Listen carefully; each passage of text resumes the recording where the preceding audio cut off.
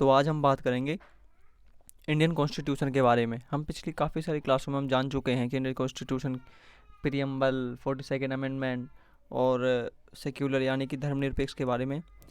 तो हमारा कॉन्स्टिट्यूशन से मतलब क्या है, कॉन्स्टिट्यूशन होता क्या है? तो कॉन्स्टिट्यूशन का साधारणतः मतलब ये है कि किसी भी देश में जब जो रूल रेगुलेशन होते हैं उसके हिसाब से काम होता है तो उस देश में अराजकता, गुंडाराज नहीं फैलता।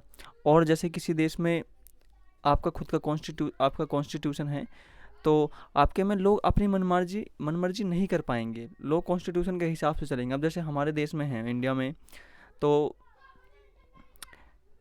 भारत का एक राष्ट्रपति है, भारत का एक प्रधानमंत्री भी होगा और राज्यों के चीफ मिनिस्टर होंगे, गवर्नर की भी पद हैं, सुप्रीम कोर्ट होगा, हाई कोर्ट होंगे और उनके जज भी होंगे। तो ये कहाँ लिखा पड़ा है? हम किस हिसाब से चल रहे हैं, हमें कैसे पता कि कहाँ पे लिखा पड़ा है? जिस हिसाब से हम फॉलो करें, तो वो जो सारा कुछ लिखा पड़ा है वह हमारे कॉन्स्टिट्यूशन ऑफ इंडिया में लिखा पड़ा है। इस हिसाब से हम काम करते हैं। हमारे देश में क्या होगा क्या नहीं होगा ये हमारा सारा कॉन्स्टिट्यूशन के हिसाब से चलते हैं कि किसके चुनाव होंगे, कैसे होंगे, कब होंगे, तो ये सारा कुछ कॉन्स्टिट्यूशन ऑफ इंडिया में लिखा पड़ा है। अब बारी करते हैं कॉन्स्टिट्यूशन ऑफ इंडिया की। तो आपने कई बार सुना होगा 26 जनवरी, आज 26 जनवरी है, आज स्कूल की छुट्टी है।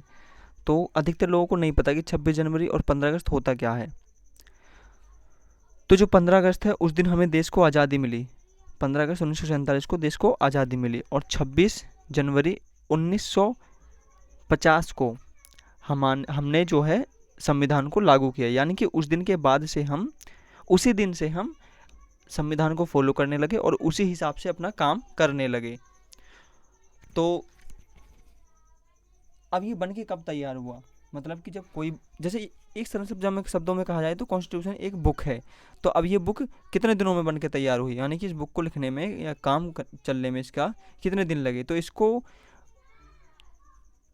2 साल लगे, 11 महीने लगे और 18 दिन लगे। ये नोट कर लीजिए, ये अधिकतर बार एग्ज़ाम में पूछा जाता है कि 2 वर्ष 11 महीने और 18 दिन लगे।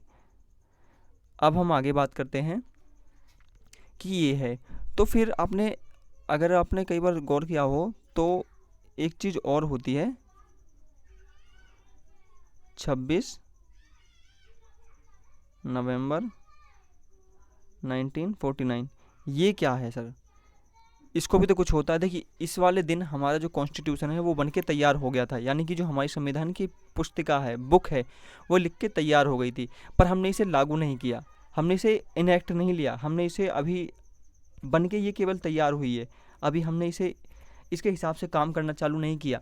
हमने इसका कुछ दिन रखा अपने पास और फिर उसके बाद हमने इसको 26 जनवरी 1950 में, ये लिख लेना, ये जो मैं लिख रहा हूँ। तो इसको कई बार लॉ डे भी बोला जाता है, आपने कई बार बुकों में देखा होगा। ये लॉ डे है और ये है रिपब्लिक डे, यानी कि गणतंत्र दिवस, रिपब्लिक डे, और इसे ही गणतंत्र दिवस कहा जाता है। अब देखिए, हमारा जो कॉन्स्टिट्यूशन है वह विश्व का सबसे बड़ा संविधान है और इसके अंदर 395 आर्टिकल हैं।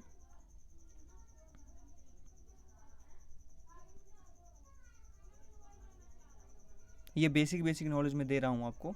395 आर्टिकल हैं, 22 पार्ट्स हैं। और देखिए, ये मैं आपको उस समय की बात बता रहा हूँ जब ये बन के तैयार हुआ था। अब इसके पार्ट्स भी चेंज हो चुके हैं, इसके आर्टिकल्स भी बदल चुके हैं और इसके जो पहले 8 शेड्यूल थे वह अब बढ़ के 12 हो गए हैं। ठीक है, तो मैं आपको पहले की नॉलेज बता रहा हूँ, यानी कि पहले और अब 12 हो गए हैं। ये क्या है जो 12 हो गए हैं? ये शेड्यूल हैं, यानी कि अनुसूची। Thank you.